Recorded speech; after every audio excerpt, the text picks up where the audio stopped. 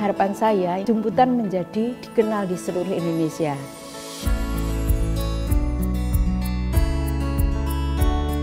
Perkenalkan, nama saya Sri Rumayati, biasa dipanggil Bu Ii. Kalau nama beken sebagai desainer, saya adalah Ii Garjito. Usaha saya melestarikan wastra Nusantara berupa kain jemputan. Nama usaha saya Rumah Jemputan Sri Hadi. Sri Hadi adalah gabungan nama saya dengan suami. Saya mengawali usaha ini pada tahun 2017. Pada waktu itu rumah kami ditunjuk sebagai sentra kerajinan Kecamatan Mantrijeron yang sekarang disebut Kementerian Mantrijeron. Produk yang kami hasilkan berupa kain jemputan yang saya kombinasikan dengan batik. Jadi kalau orang membuat jemputan, jemputan saja atau batik, batik saja. Nah, produk kami ini menggabungkan antara jemputan dengan batik. Pada awal saya memperkenalkan jemputan kombinasi batik, ini banyak mendapat tentangan dari mana-mana karena katanya itu merusak pakem. Jemputan harus jemputan saja, batik harus batik saja. Nah, kemudian saya menunjukkan bukti bahwa sejak dulu itu sebenarnya sudah ada. Alhamdulillah saat ini Balai Besar Kerajinan dan Batik Yogyakarta itu sudah mengadopsi teknik lain yang namanya jemputan ringkel atau batik ringkel. Itu adalah gabungan antara batik dengan smoke Jepang, sehingga saya sudah bisa mengatakan kalau yang dari luar negeri bisa diterima, diadopsi, kenapa yang sama Indonesia tidak bisa? Alhamdulillah sekarang sudah bisa diterima. Saat ini saya sudah belajar lebih jauh lagi untuk memanfaatkan pewarna alam yang berasal dari tumbuhan yang ada di Indonesia. Saya menggunakan warna alam supaya aman bagi anak-anak karena saya sudah punya cucu. Kadang-kadang cucu saya juga ingin bermain dengan warna. Kalau menggunakan warna kimia tentu saja saya khawatir untuk kesehatan cucu saya. Nah, ini saya dengan alam. Yang kedua, saya melestarikan lingkungan.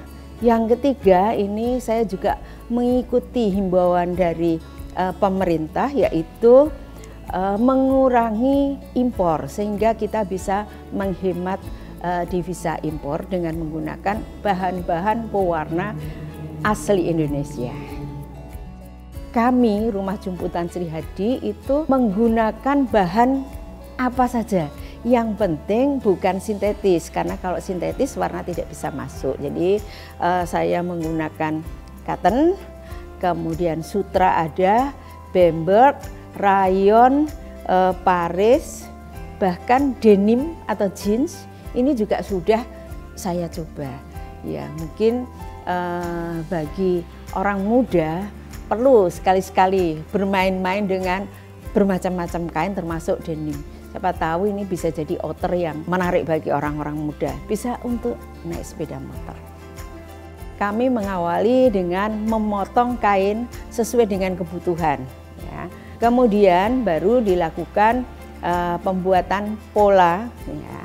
Saya menggunakan alat bantu pola berupa kertas karton yang dilubangi.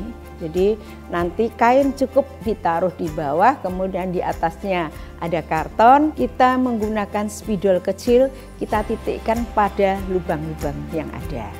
Kemudian titik-titik ini diberi tanda mana yang mau diikat, mana yang tidak, sesuai dengan pola yang diinginkan. Setelah itu diikat dengan menggunakan benang. Setelah diikat ini selesai, kemudian dicelup pada pewarna. Kemudian diangin-anginkan, ya, ditiriskan sampai kering. Kemudian difiksasi atau dikunci istilahnya. Pada pewarnaan pertama tentu saja kita akan memfiksasi dengan yang mudah, yaitu dengan menggunakan tawas. Setelah kita jemur, kemudian kering, kita bilas lagi. Setelah kering, barulah kita mulai mengikat lagi kalau kita ingin membuat warna-warna yang berdegradasi.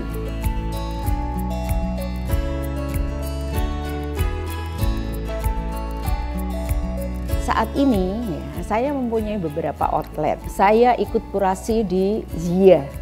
Alhamdulillah saya sudah menandatangani perjanjian kerjasama untuk ketiga kalinya. Kemudian saya ikut pameran yang namanya Gerai Jendela Zibakul. Dari situ terbuka juga pintu membuka outlet lagi, dapat tempat lagi supaya mendisplay barang di Jogja Pasaraya Group.